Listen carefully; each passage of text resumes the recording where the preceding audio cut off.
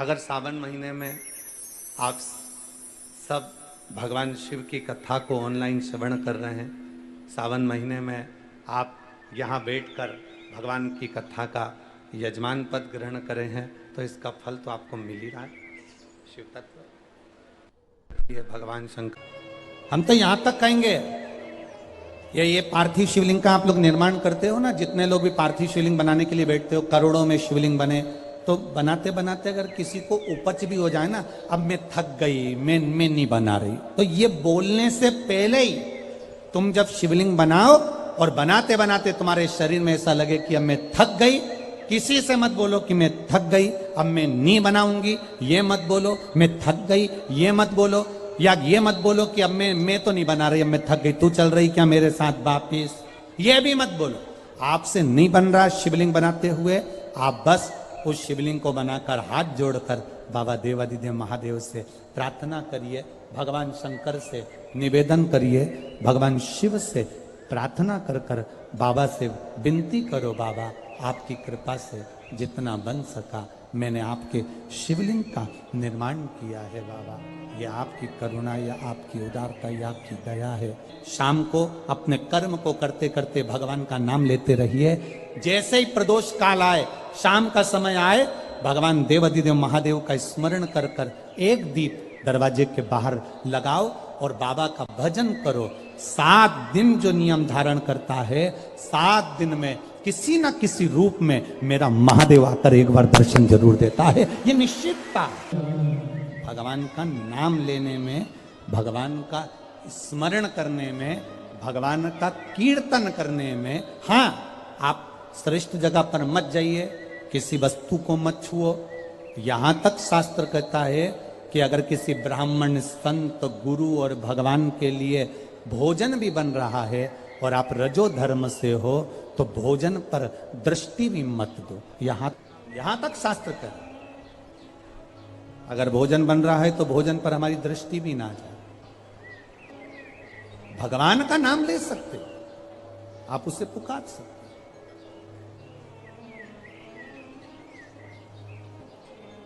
मृत्यु की घड़ी में भगवान ये देखेगा क्या उस समय पर कि ये रजस्वला धर्म में है, तो अभी इसको हम मार नहीं सकते, अभी हम इसको ले जा नहीं सकते। घड़ी में ये नहीं देखा जाएगा। मृत्यु की घड़ी में तो केवल तुम्हारा जो करा हुआ पुण्य है, मृत्यु की घड़ी में तुम्हारा करा गया सत्कर्म है, मृत्यु की घड़ी में तुम्हारा करा गया अच्छा कर्म है, केवल वो तुम्हारे सम्मुख में रहेगा। पुकारो भगवान के नाम, बुला सकते हो परमात्मा को, पुकार सकते हो परमात्मा को, बोल सकते हो भगवान को। शिव कथा कर रही, पिता के कहने पर पार्थिव शिवलिंग का निर्माण किया, पूजन। बहुत सावधानी से सुनना, रजस्वला धर्म के अंतर्गत नारी भोजन भी बन रहा है तो उस पर दृष्टि ना दे। रजस्वला धर्म के अंतर्गत नारी पूजन वाली जगह पर ना जाए। रजस्वला धर्म के समय पर नारी अच्छे कर्म की ओर ना जाए। धर्म भी अगर तुम्हारा है, कोई बीमारी भी तुमको है, कोई रोग में भी तुम पड़े हुए हो, पर भगवान का नाम लेने में कोई दोष नहीं है। भगवान का नाम तुम कभी भी ले सकते हो जब तुम्हारी मर्जी पड़े। 7 दिन का नियम धारण करो। सुबह उठो, भगवान का नाम लो, स्नान करा, पूजन करो, बाबा के मंदिर में जाके 1 लोटा जल समर्पित करो, घर आओ, भोजन करो। भोजन करने से पहले अपने पास में थोड़ी सी अग्नि, जो तुम्हारे यहाँ चूल्हे में हो, जो भी अग्नि हो, उसको लेकर जो भोजन की थाली में भोजन है, उस थाली के भोजन को निकालकर अग्नि में दीजिए। 1 रोटी निकालकर गौ माता की दीजिए, आधी रोटी जो भी भाग निकाल सकते हो वो स्वान को दीजिए, और फिर बाबा का नाम लेकर प्रसाद समझकर भोजन को ग्रहण करिए। में हमारी पवित्रता हो, उसमें हमारी पवित्रता का भाव हो, हम पवित्र भाव से, शुद्ध भाव से हम भगवान का भजन करें, उनसे निवेदन किया जाए, जो उनसे प्रार्थना करी जाए, ऊपर नहीं। ऊबना नहीं है। हम तो कथा में भी कह देते हैं आपका मन लगे तो शिव पुराण में जाओ, नहीं तो काय को टाइम बर्बाद करने के लिए आते हो। मन लग नहीं रहा,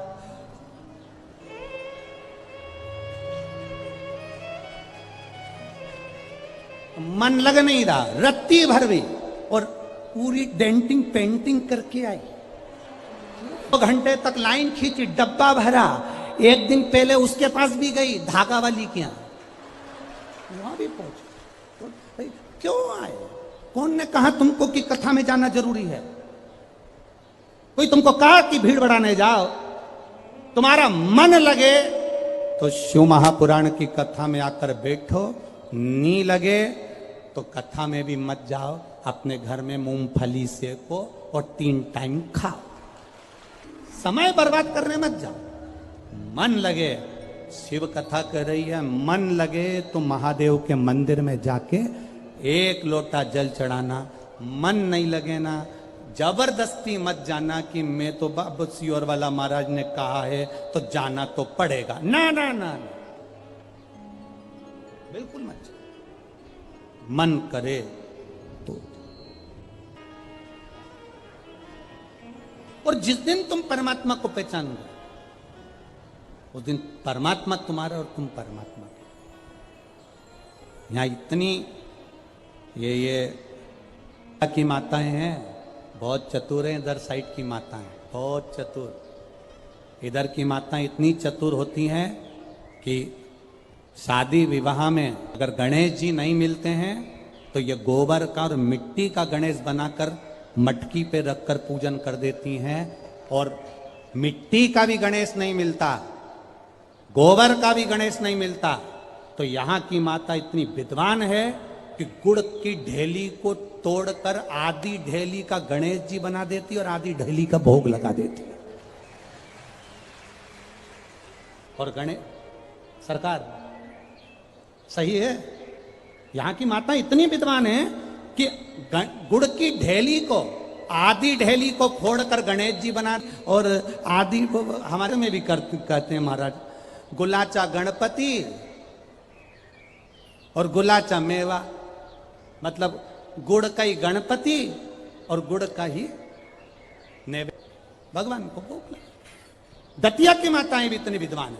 जब गणेश जी नहीं मिलते, गोबर नहीं मिला, मिट्टी नहीं मिली, शादी के समय पर तुरंत घर की जो बुजुर्ग माँ होती है वो कह देती है गुड़ की खोड़ी रखिए ना, आधा टुकड़ा तोड़ मटकी पे रख दे, गणेश जी हो गए।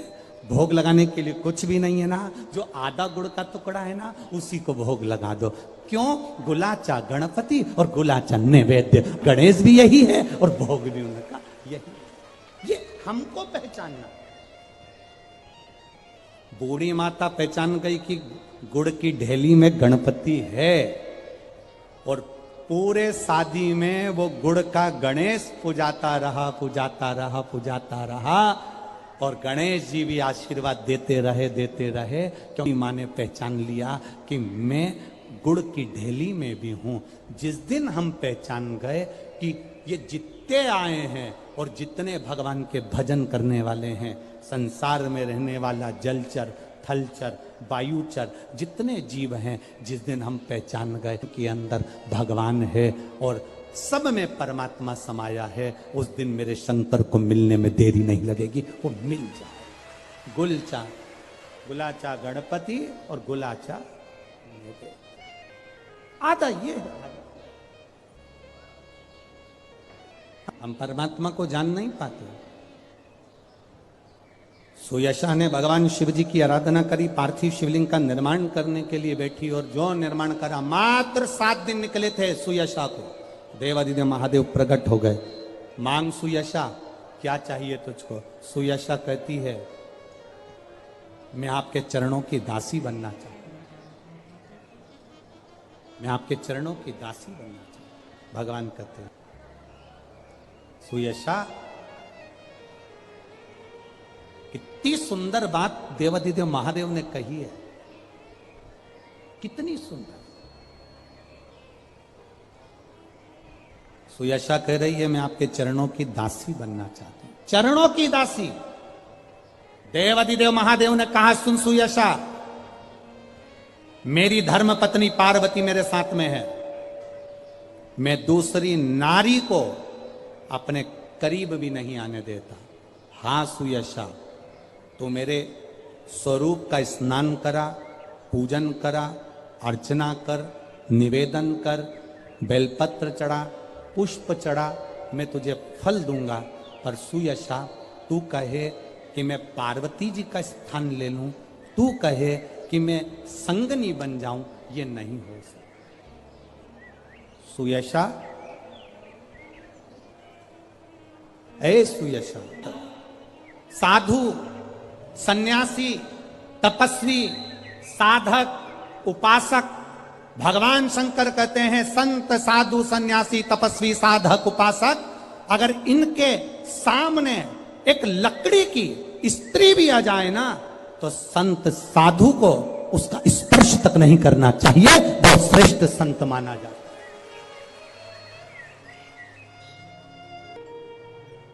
आप लोगों को थोड़ा सा बुरा जरूर लगता है, पर महाराज जी, हम जब सीहोर से चलते हैं तो एक फॉर्म भरवाते हैं। हम वहां से चलने पर एक फॉर्म भरवाते हैं कि व्यासपीठ पर या हमसे कोई मिलने आएगा तो चरण नहीं छुएगा, ना स्त्री छुए ना पुरुष छुए, क्योंकि पुरुष छुएगा तो उसको देखकर स्त्री छूती है। नारी चरण ना छुए। अगर नारी को चरण छूना है तो अपने पति के और घर के माता पिता के छुए, इसके सिवाय ना छुए। हां, आपका मन कर रहा है कि हम गुरु के चरण छूना है, तो आपसे निवेदन है, गुरु के चरण छुओ, पर दूर से छुओ, आपको स्पर्श नहीं होना चाहिए। स्पर्श नहीं। एक जरा सा साड़ी का पल्लू माता जानकी जी का, केवल साड़ी का पल्लू उड़ के तुलसी जी के क्यारे पर चला गया था। साड़ी का पल्लू। पुष्प वाटिका में मां जानकी जी पुष्प लेने के लिए गई थी। उसी समय पर गुरु बाबा ने जनकपुरी में राम जी को भी भेज दिया था, जाओ जरा पुष्प लेकर आओ। राम जी सीता जी को देख लिए, सीता जी राम जी को देख ली, और पुष्प लाने के लिए गुरु बाबा ने भेजा था। बाबा जी ने पुष्प लाने के लिए भेजा, और पुष्प लेने के लिए राघव जी जब गए तो पुष्प लेकर, तुलसी के दल लेकर वो आ गए। तुलसी के दल भी ले आए, वो लेकर आए। अब गुरु विश्वामित्र जी के सामने शालिग्राम जी थे, और गुरु विश्वामित्र जी शालिग्राम जी के लिए पुष्प और तुलसी के दल बुलवाए। कहा, लाओ जरा राम जी, तुलसी लिया है, पुष्प लिया है। जी के सामने, गुरु जी के सामने कह दिया, गुरुदेव ये पुष्प, ये तुलसी के दल, ये तुलसी के दल है।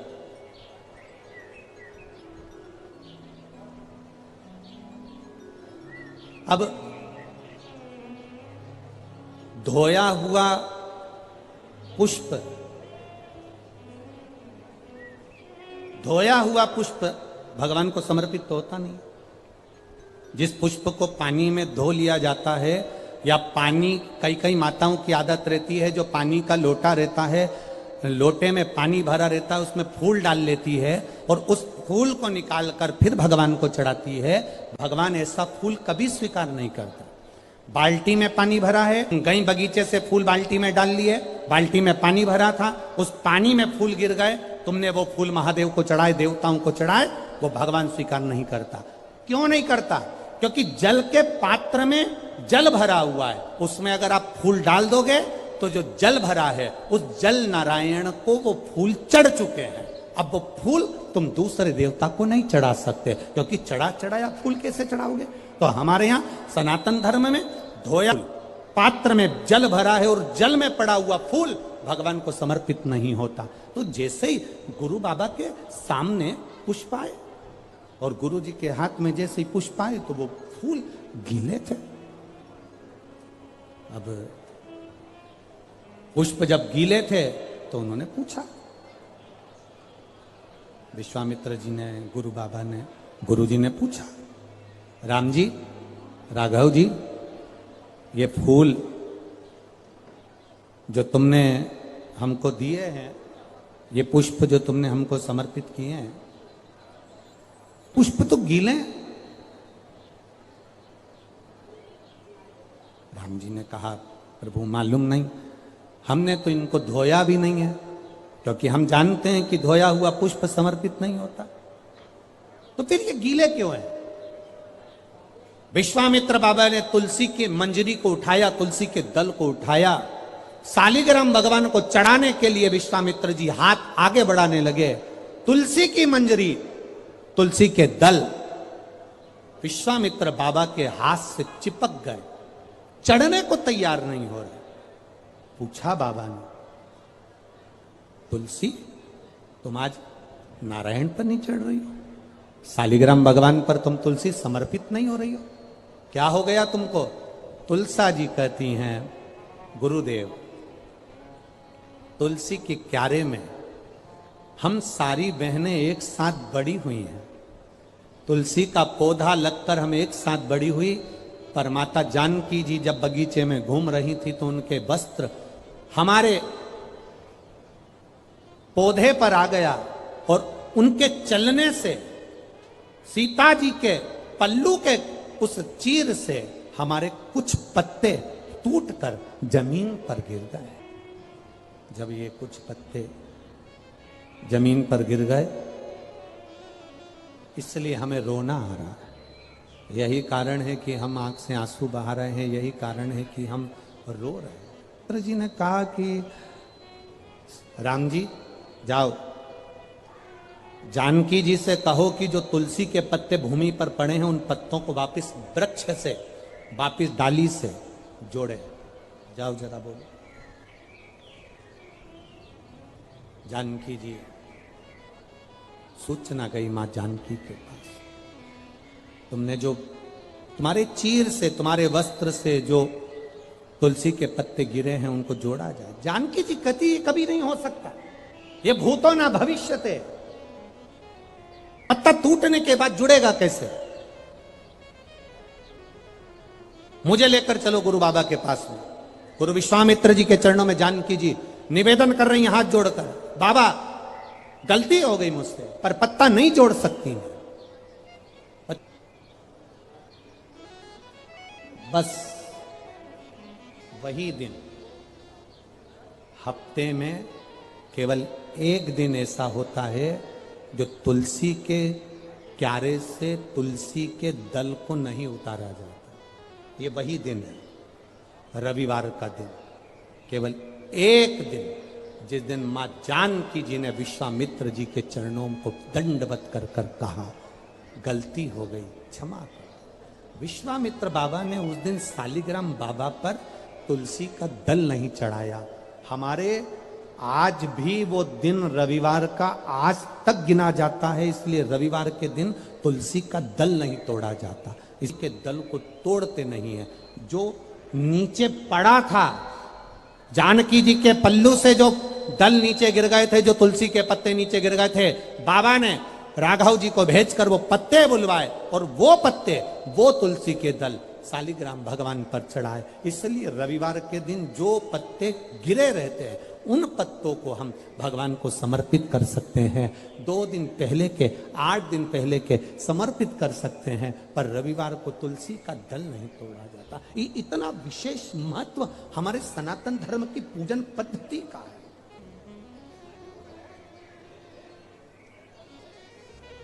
की पावन कथा श्रावण के महीने में श्रवण करने को प्राप्त हुई है। बड़े किस्मत वाले हैं, भाग्यशाली हैं। भाटापारा के श्रोता भाई बहन और दूर दूर गांवों से, नगर से, शहर से बाबा देवाधिदेव महादेव की कृपा से अपन सब श्रवण कर रहे हैं। बड़ी मुश्किल से मानव का देह प्राप्त होता है। मानव की देह की प्राप्ति के साथ बड़ी मुश्किल से भगवान का भजन प्राप्त होता है। इतनी दूर दूर से आप लोग पधारे हैं, आए हैं, अपना परिवार, अपना घर सब छोड़कर। हम तो 3 घंटे के लिए यहाँ पहुँचते हैं, पर आप लोगों का तो सुबह से लेकर रात तक का समय देवाधिदेव महादेव को जो आप दे रहे हैं वो खाली नहीं जाएगा। आप भगवान का नाम ले रहे हैं, भगवान का भजन कर रहे हैं, भगवान का कीर्तन कर रहे हैं, भगवान का स्मरण कर रहे हैं, उसका फल आपको मिलना जरूर है। एक भाव प्रकट होता है कि बीज भूमि में उल्टा जाए चाहे सीधा जाए, जमीन में अगर वो बीज गया है तो अंकुरित जरूर होगा, उसका पौधा, उसका वृक्ष जरूर लगेगा। उसी तरह अगर शिव महापुराण की कथा को आपने किसी भी रूप में श्रवण करा है, कैसे भी श्रवण करा है, तो ये निश्चित है कि उसका फल मिलेगा जरूर, कैसे भी प्राप्त हो पर प्राप्त होगा। शिव कथा कह रही है, भगवान शंकर का संवाद कह रहा है, शिव महापुराण की पावन कथा कह रही है, भगवान शंकर का चरित्र कह रहा है कि जीवन में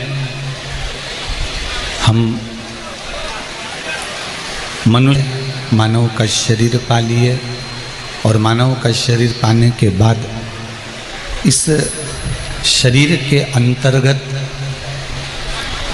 इस हृदय के अंतर्गत यदि भगवान शंकर की कथा समा गई तो ये मान लें कि आपका जीवन सार्थक हो गया, हमारा जीवन सार्थक हो।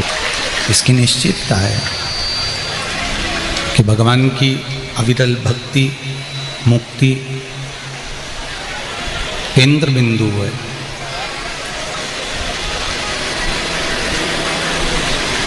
जैसे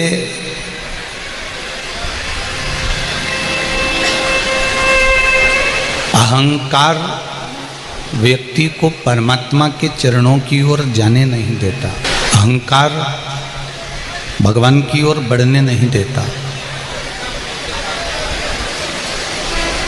जिस जिस समय पर आप भगवान की ओर बढ़ने का प्रयास करते हैं, अहंकार आपको वहाँ जाने से रोकने लगता है, अभिमान भगवान के पास जाने से रोकने लगता है। पर हम यदि भगवान की शरणागति की ओर जा रहे हैं, हम भगवान के भजन की ओर जा रहे हैं, हम भगवान के कीर्तन की ओर जा रहे हैं, उसके स्मरण की ओर जा रहे हैं, और अहंकार को हमने एक कोने में बांधकर पटक दिया, उस समय पर आपकी चित्तवृत्ति में ये नहीं रहना चाहिए कि मैं कौन हूँ, मैं किस पद पर हूँ, मेरी सत्ता किस पद पर है, या मैं किस कुर्सी पर बैठा हुआ हूँ, मेरे पास पद कौन सा है, था कौन सी है, मैं किस जगह का मालिक हूँ, ये सब चीज़ें छोड़ देना चाहिए। इन चीज़ों का स्मरण नहीं होना चाहिए। और जब ये अहंकार के विचार, अभिमान के विचार, अभिमान की सत्ता के भाव, अहम के भाव दूर हटकर हम भगवान की शरणागति की ओर जाते हैं, उसका जो फल है, उसका जो रस तत्व है, वो एक अलग ही हो जाता है। मन और मकान, इन दोनों की सफाई, इन दोनों को साफ करना बहुत जरूरी है। मकान में ज़्यादा धूल जम जाती है तो उस कमरे के अंदर जिसमें धूल जमी हुई है उस कमरे में कोई जाता नहीं है, उस कमरे में कोई पहुंचता नहीं है। और मन में अगर धूल जम गई, मन के भीतर अहंकार की अगर धूल जमी है तो उसमें भी परमात्मा प्रवेश नहीं करता, उसमें भगवान नहीं आता। अच्छा, एक बात का विचार करिए, हृदय पर एक बात का स्मरण करिएगा कि